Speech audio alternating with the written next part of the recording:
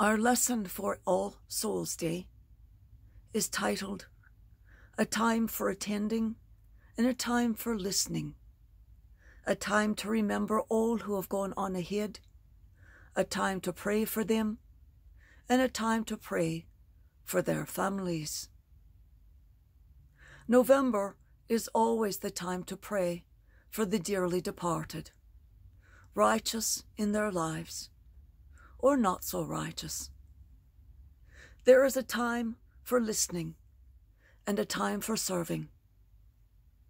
The time for listening to the Word is when He is present in your midst, which is, of course, all the time. It is not to be worrying about what cookies they are being served after the service, if the house is vacuumed, what you need for groceries, and other matters of this world. No one will notice the earthly matters when the Christ is present and speaking. No one will care.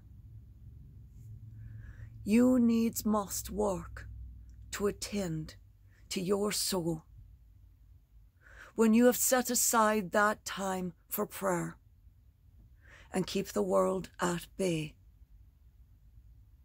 Christ deserves your full attention for that very wee bit of time you give Him, don't you think? So stop doing grocery lists and what not during the sermon in church. Please. Work, truly work, to mentally attend as you work to physically attend.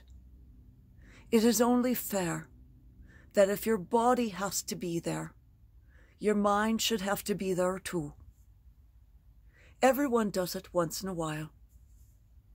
As a musician, we used to count the nappers in the pews and the very, very many listers, those actually writing out lists in the pews during the homily, and the many what-nots of inattention.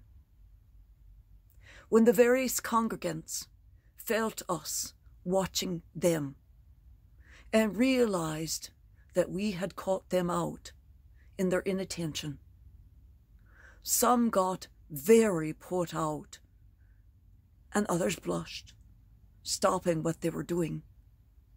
Still others kept at it, flaunting it, saying, "Go ahead, you caught me, what can you do about it?"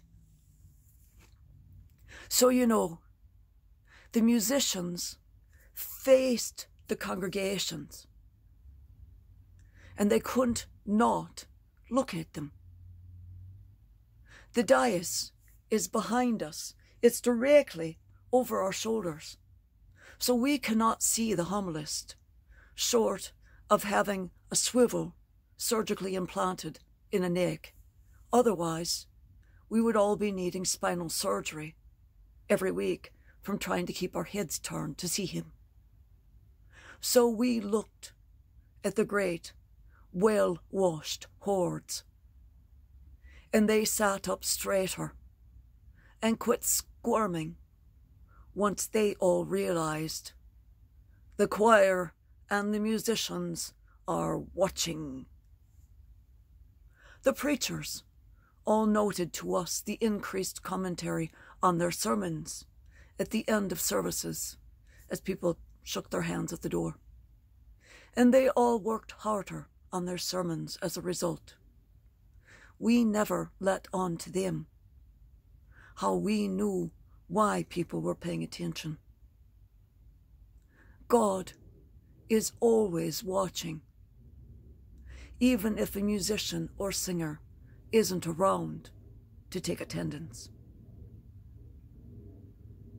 Now note, today, 2nd November of every year, is the annual commemoration of the faithful departed, otherwise known as All Souls Day.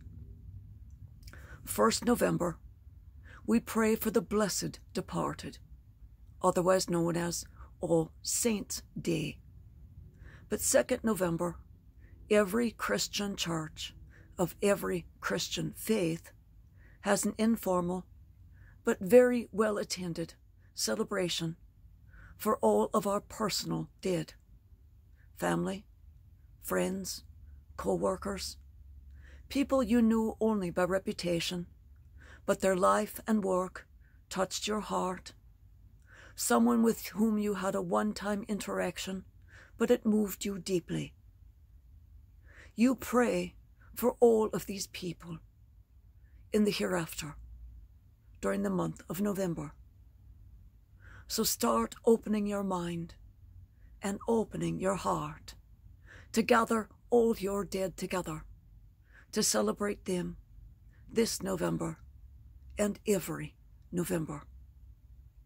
We celebrate them throughout the entire month, right up until the end of the liturgical year, right as Advent starts. And everyone that you pray for, I pray for too. So remember, as you say their name, I am saying it with you. Even if it's just John's mother, I pray for John's mother too. I pray for Michael's older sister, Mary. I pray with you too. And anyone else out there who wishes to pray along with the others of our group, you too can join with others. Just say, and I raise my voice with others of this group for their dearly departed. Christ knows. Go in peace and go pray and love. Remember, every tear washes away a sin.